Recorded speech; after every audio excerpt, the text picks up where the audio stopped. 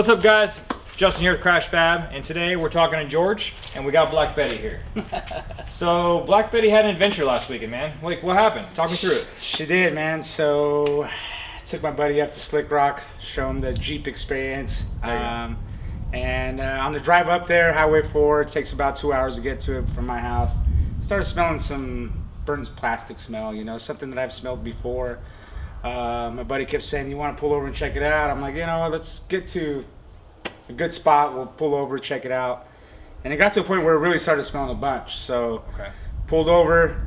Immediately I went underneath to see if I could see anything that was burning, all that good stuff. My buddy Steven opened the door and said, "I see smoke." So started taking stuff out. I don't know if it was the muffler that got too hot.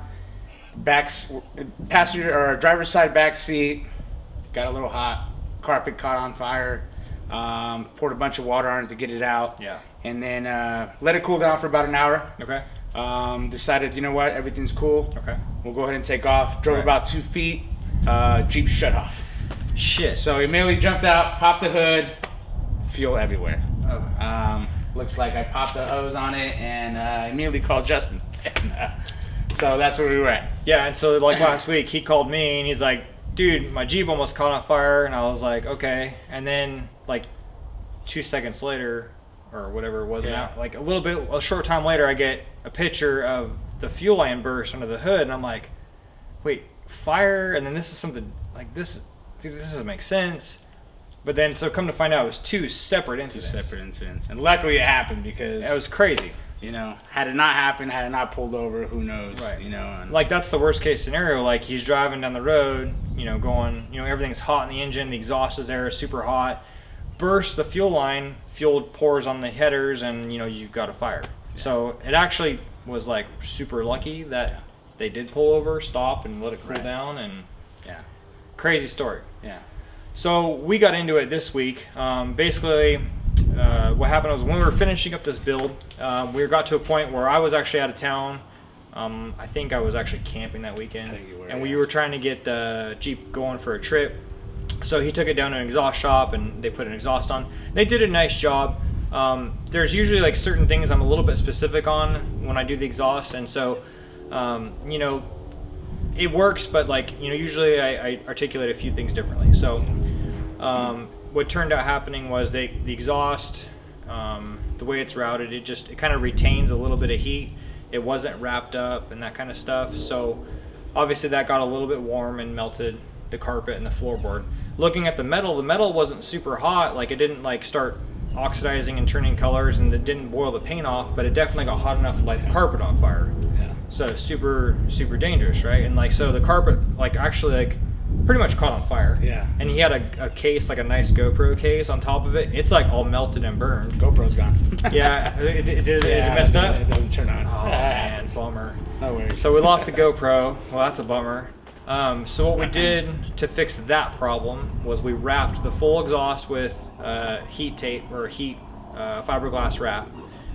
So we wrapped that all completely, and we built a heat shield over the muffler to try to, you know, keep some of that heat from going up to the body. It's kind of a tricky situation down there because we have the flat belly skid. So you've got a flat belly skid and you've got the body, and it really traps kind of heat in there. So what we did with the exhaust wrap is we trapped the heat further inside the tubing and hopefully expel most of it out. Yeah. So that's that incident. The fuel line, you know, I don't know if maybe I grabbed the wrong stuff out of the shop, or I don't know what happened, but the fuel line that was put on here, and I put the fuel line on and I take responsibility for it, that part is, it wasn't the right stuff. What got put on there was just like a vent line, and it's not made to hold the fuel. It's not fuel rated. So that, you know, whether I just grabbed the wrong stuff or I ordered the wrong stuff, you know, honestly, like I got a lot of stuff going on, you know, that was my bad. So the wrong stuff got put in there. Thank God it didn't burn down, because that would have been really bad. Thank God we got lucky.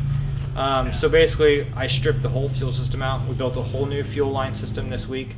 That was honestly, you know, learning experience, because I usually try to use the factory plastic lines because that's what the factory uses. They're easy, they're cheap, so that's what we usually do, and we've never had a problem since. But like I say, I don't, you know, I don't know if I grabbed the wrong stuff or I bought the wrong stuff, but something wasn't right in there. So we replaced that. Now we've got a PTFE rated, fuel rated, alcohol, ethanol, methanol rated fuel line, so he can run some, Looks legit. He can run some good shit, all freaking hard fittings and super nice. So he's ready to go out there and get back on the trail. Hell yeah, man. I'm ready to go rip it up. Hell yeah. Well, that's it for today. Hope you guys liked the video.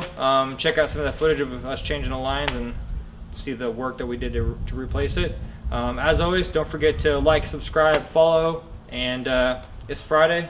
It's time to do some barbecue, hang out with the family, go do some wheeling. Hell yeah, brother. All right, man. Yep. Peace Thanks, out. man.